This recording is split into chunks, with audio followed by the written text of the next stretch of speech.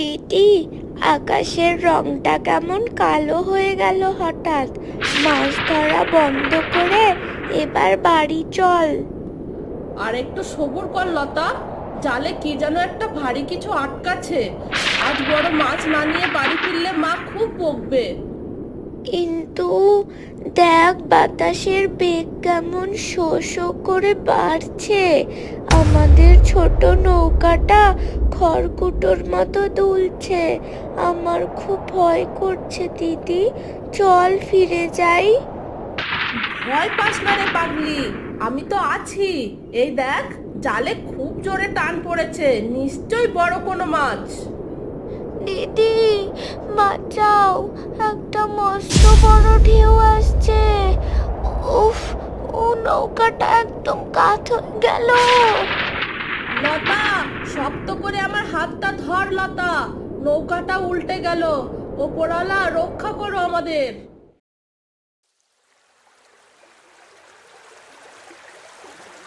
গিন্নি, ওদিকে দেখো তো, নদীর পাড়ে কি পড়ে আছে মনে হচ্ছে। জোয়ারের জলে কোনো বড় মাছ ভেসে এলো না কি? ও মা, এই যে দুটো ছোট ছোট মেয়ে, ওগো তাড়াতাড়ি এসো, মরণাপন্ন হয়ে পড়ে আছে যে। কি সর্বনাশ! নিশ্চয়ই ঝড়ের কবলে পড়ে নৌকা ডুবি হয়েছে। দেখো তো, নিঃশ্বাস পড়ছে নাকি।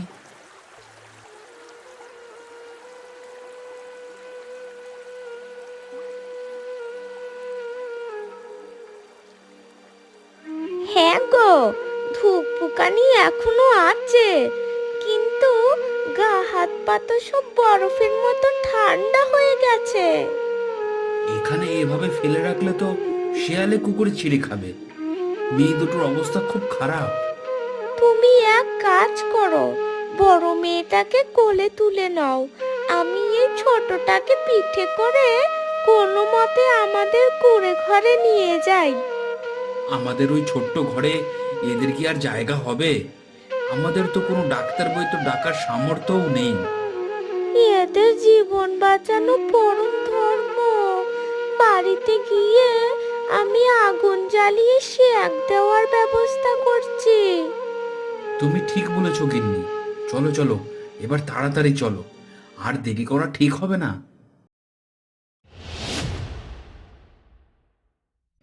লতা, লতা কোথায়? জল সব ভেসে যাচ্ছে, বাঁচাও। শান্ত হও মা, ভয় নেই, তোমরা এখন নিরাপদে আছো। এই তো তোমার বোন তোমার পাশেই শুয়ে আছে। নদী তোমাদের ফিরিয়ে দিয়েছে। তোমরা আরেকটু হলেই জলে ডুবে প্রাণ হারাতে। আপনারা কারা? আমাদের এই বিপদে কে রক্ষা করলো? আমরা অত মানুষ গো মা, এই নদীতে মাছ ধরেই জীবন কাটাই। মা বাবা হয়তো এতক্ষণে আমাদের কথা ভেবে কান্নাকাটি শুরু করে দিয়েছে।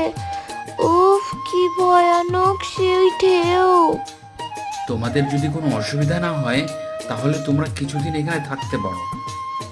আপনাদের কি বলে যে ধন্যবাদ দেব বুঝতে পারছি না।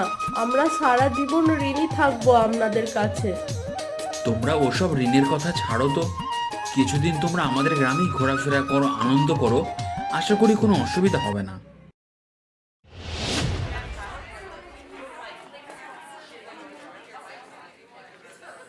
আরে, এই আপদগুলো আমার বাজারে আমার অনুমতি ছাড়াই মাছ নিয়ে বসেছিস কোন সাহসে? আমরা সাধারণ মানুষ হুজুর, পেটের দায়ে মাছ বিক্রি করতে এসেছি। নদীর মাছ ধরেছি, এতে কারোর অনুমতির তো দরকার পড়ে না। তোদের স্পর্ধা তো কম নয়। আমার গ্রামে মাছ বিক্রি করতে এসেছিস, আবার আমার মুখে মুখে তর্ক করছিস। হুজুর, নদীতে প্রাণ বাজি রেখে মাছগুলো ধরেছি, আর সেই মাছগুলোই এখানে বিক্রি করছি। তাহলে আপনার অনুমতি কেন নেব? চুপ কর বেয়াদব মেয়ে। জমিদারের ওপর মুখে মুখে তর্ক! জানিস এর ফল কত ভয়ানক হতে পারে? জেল ফাঁসকে আমরা ভয় পাই না জমিদার বাবু। মরণের মুখ থেকে ফিরে এসেছি, আমাদের হারাবার আর কিছুই নেই। এই, কে আছিস? এই মেয়েগুলোর ঝুড়ি কেড়ে নে তো দেখি। কত বড় কলিজা হয়েছে এদের, আজ আমি দেখবো। হাত দেবেন না বলছি, আমাদের ঘাম আর রক্তের দাম এভাবে লুট করতে দেব না আমি। আপনি তো বড় মানুষ, প্রচুর ধন সম্পত্তি আপনার। আমাদের মতো গরিবের মুখের গ্রাস কেড়ে নিলে আপনার আভিজাত্য বাড়বে না। আমার আইনই এ বাজারের শেষ কথা। তোরা যখন ভালো কথাই বুঝবি না, তখন তোদের গায়ের জোরই এলাকা ছাড়া করতে হবে। আমরা মরতে রাজি আছি, কিন্তু আপনার এই অন্যায়ের কাছে মাথা নোয়াবো না। বাজারের সব মানুষ আজ আপনার আসল রূপ দেখছে। মনে রাখবেন হুজুর, উত্তাল নদী আমাদের মারতে পারেনি, আর আপনার এই জুলুম আমাদের দমাতে পারবে না। আমরা মাছ বিক্রি করেই ছাড়বো।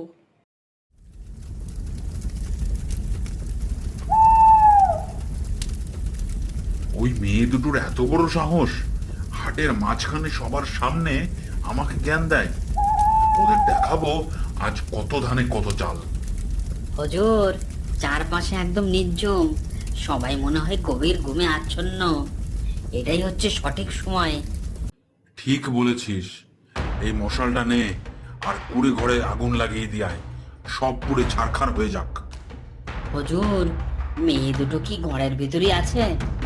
যদি পুড়ে মারা যায় তবে তো পুলিশ ঝামেলা করতে পারে।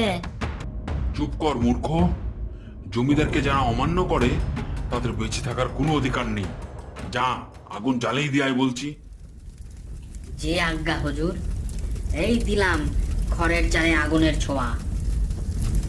হা হা হা হা, এবার বোঝ জমিদারকে অপমান করার ফল কত মারাত্মক হতে পারে। হুজুর, আগুনের শিখা তো হু হু করে বাড়ছে। লোক জানাজানি হওয়ার আগে আমাদের এখান থেকে পালিয়ে যাওয়া উচিত। দেখুক, পুরো গ্রামবাসী দেখুক যে জমিদারের অবাধ্য হলে ভিটে মাটি কেমন শ্মশান হয়ে যায়। এদের এটাই শেষ শিক্ষা।